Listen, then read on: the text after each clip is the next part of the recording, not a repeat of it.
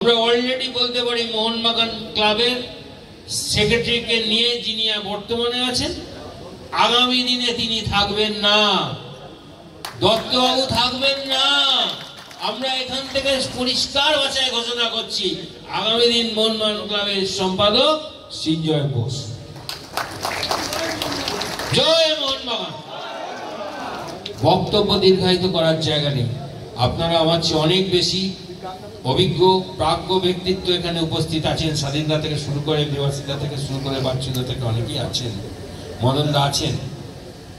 Mohun Bagan club যদি কয়েনের repeat হয়, স্বপন সাধন বসু হচ্ছেন কয়েনের আরেক পিঠ,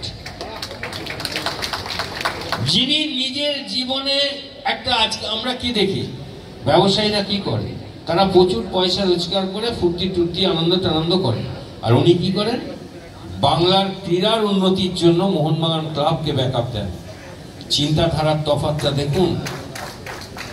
আজকে যিনি সম্পাদক হব বলে লাফাচ্ছেন, যিনি কালকে কাগজে বিবৃতি দিয়েছেন যে টুটুদা যদি দায়িত্ব নেয় আমি ছেড়ে দেব, দয়া দয়া, কেউ এখানে দয়া চাইতে আসেনি।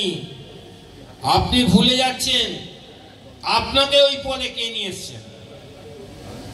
যে সিঁড়ি দিয়ে উঠেছেন সেই সিঁড়িটাকে ভুলে গেলে হবে?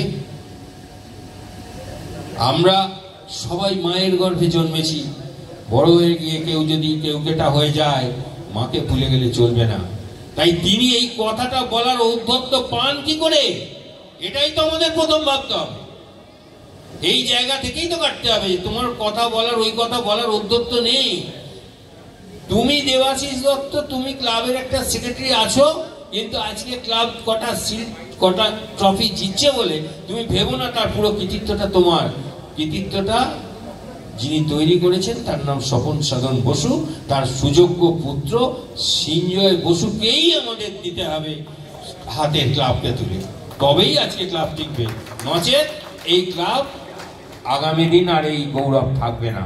তাই প্রত্যেককে আমার আন্তরিক শুভেচ্ছা, শ্রদ্ধা, করজোড়ে নিবেদন, আপনারা কোনো কথায় ভুলবেন না, দ্বিধান্বিত হবেন না।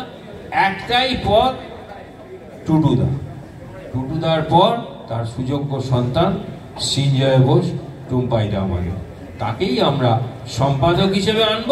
তবেই আগামী দিন সমস্ত ক্লাবের ক্রিকেট, হকি, ফুটবল, যত রকম কিছু আছে সব কটা এভিনিউ আরো আরো আরো ভালোভাবে চলবে। নমস্কার, সবাই ভালো থাকবেন। জয় মোহনবাগান, জয় টুম্পাই বোস।